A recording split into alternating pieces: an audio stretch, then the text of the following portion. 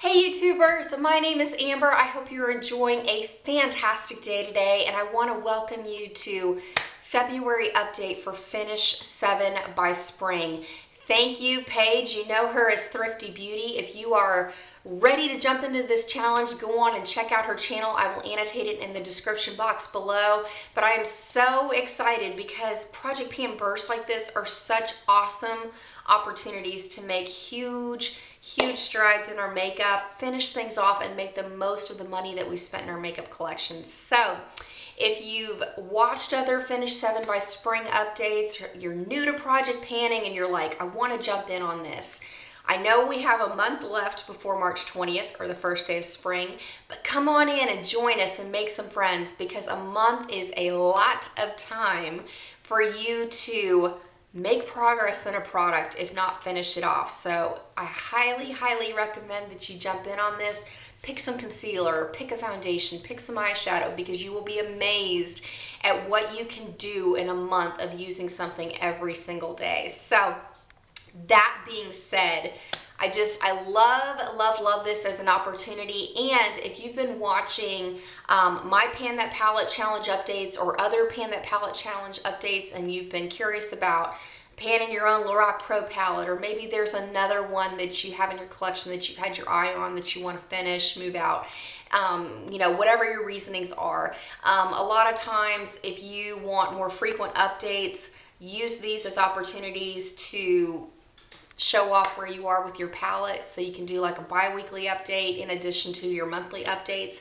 I know for those of you that are curious how I get through the Lorac Pro palette, Finish 7 by Spring has been an awesome opportunity to let you have an extra look at my palette, because I'm making, like, I realize I'm making huge progress, because I watched my other video before I came on here and I was a little shocked at how fast I was going through the Lorac Pro. So let's just get into it, shall we? I know that after I did the Finish 6 by Christmas challenge, I really needed some momentum and pick some things that I had, you know, kind of on the way out the door, because I did not finish everything with Finish 6 by Christmas. So I did pick some gimme items, but they are gems. If you are wanting to check stuff out like this in your collection, shop your stash, or if you're in the market for some new products. So the first thing that I finished, item number 1, is a shade called Like a Virgin from the Too Faced Naked Eyes palette. It was a taupey brown shade. I absolutely loved it in my brows. It was this corner shade in the top right if you own this palette yourself. It was a little too cool toned to wear as a traditional eyeshadow for me, but what I quickly realized is if I mixed it in with my brunette brows, it was beautiful. So if you're struggling, you want to downsize, you want to streamline your makeup products, but you're struggling with a taupey shade, try them in your brows, because you might be pleasantly surprised. And like I said, I mean, instant way to help me knock out another shade out of a palette, move out some old makeup, but love it in the process. So very thrilled that that is done. And then the next thing, I know you've heard me talk about this ad nauseum, but if you are new to my videos, you have got to check out a tube of the Monistat Chafing Relief Powder Gel. This is amazingness in a tube for less than $5. I'm just saying. And the reason I say that is because I use this as a face primer that is just... my foundation is flawless, absolutely flawless. In fact, pretty much every time I've gotten positive feedback that my foundation has been impeccable and my skin is just glowy, it's this, absolutely this. So if you want a drugstore alternative to something like the Smashbox Photo Finish Primer, go to a big box store like Target or Walmart, because I have not seen these in a long time at CVS or Walgreens. But go pick up a tube of the Monistat Chafing Relief Powder Gel. You're going to find this in the same aisle that you find the feminine products, condoms, yeast infection cream, and like the cranberry pills and all that. You're going to look for a white, a blue, and lavender box, and it's going to say Chafing Relief Powder Gel.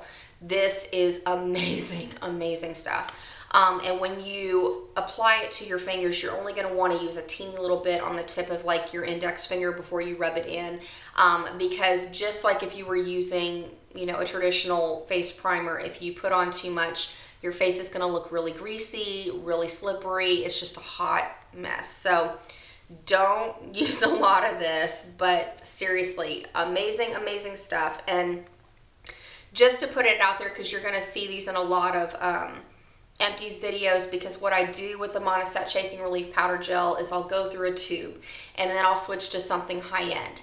Then I go back to another tube of the Monistat Chafing Relief Powder Gel, and that way I have drugstore high-end, drugstore high-end, drugstore, and it keeps the variety going for me, because then I don't feel like I'm always constantly using the same product. But I haven't found a drugstore primer that is near as awesome as this situation right here. And like I said, less than $5. You got to go check this out for yourself. It is silicone based.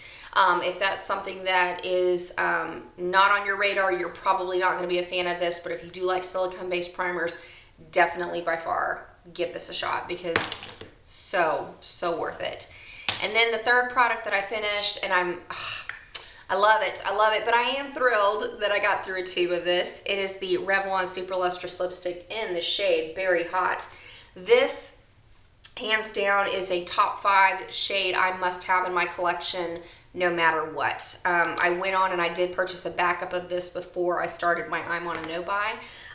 This is what the color looks like. I highly recommend you check this out, especially during the fall and winter for your makeup looks, because it gives you a very neutral, daytime appropriate look, but it also gives you a little bite and edge to your lip look. If you want the MAC equivalent, the closest thing is going to be MAC's Up the Amp, but it's a beautiful, beautiful color, especially if you have brown eyes. This is going to really bring out the brown in your eyes. I mean, it's an amazing, amazing lipstick. And like I said, like, this is top 5, holy grail. I will not ever be without a version of this color. And particularly the Revlon Super Lustrous formula, because I like this. It doesn't smell like anything, it doesn't taste like anything, and it is super creamy on the lips without being a bleeding mess that feathers all over the place. I adore this lipstick. But I am happy to move a lipstick out of the obnoxious collection that I have in my bedroom. So, moving right along. And then the next thing I'm so thrilled to be making progress on is another Maybelline color tattoo, in particular the shade Toughest Taupe. I mean, just look at that. So crazy. I cannot wait to add this as my 5th color tattoo to finish ever since I've been filming for YouTube. And thank you once again, Jordan. What an amazing, amazing tip. If you are struggling with the shade Slate from your Lorac Pro palette, or maybe you're panning Gunmetal from your Urban Decay Naked palette, or if you have any really steely gray shadows and you're struggling with them, like you don't like them, try layering Toughest Taupe or Maybelline Color Tattoo in Creamy Beige below it. It takes the edge off that gunmetal color and makes it very wearable and appropriate for every day. Like I said, I mean, just amazing. You can tell that I use this every single day. I stand by this, and when I'm done with my I'm on a no buy, I would like to repurchase this again, to be honest with you. I figure, like, from looks for a while, I can, you know, pop in Creamy Beige when I'm done with this one, but hands down, I know that this is a color I would like to repurchase when I'm done with the I'm on a no buy in November. So love it, love it. And then the next thing that I've been working on is another tube of the Maybelline Instant Age Rewind Eraser for Dark Circles and Brightener. I use this every single day as a brightening concealer for under my frames, and I put it in a triangle formation to bring light back up to my eyes, because as you can see, I really do like to rock smoky eyes on a regular basis. I don't feel like I should be banned from them because I wear glasses or that I have hooded eyes. So if you are in the same position as I am, get a brightening concealer, specifically one that has some pink in it, because that will bring light back. All right, and these next 2 things are gonna be so fun, because I cannot wait. The reason that I wanted, actually, let me go into the liner first. But I wanted to pan the shade Slate from the Lorac Pro palette by March 20th, but I feel like I'm ready to move on to my next look because this liner, this is the L'Oreal Infallible liner in the shade Slate as well. It's done. There is nothing left. I had the teeniest tip of a point when I did my lower lash line this morning. It is done, done, done, done, done. So I'm ready to switch looks. I've been wearing this gunmetal look for months now, so I'm so excited. So on that note, here is where I am with my Pro palette. I know I updated around the 15th, but I have made a little bit more progress.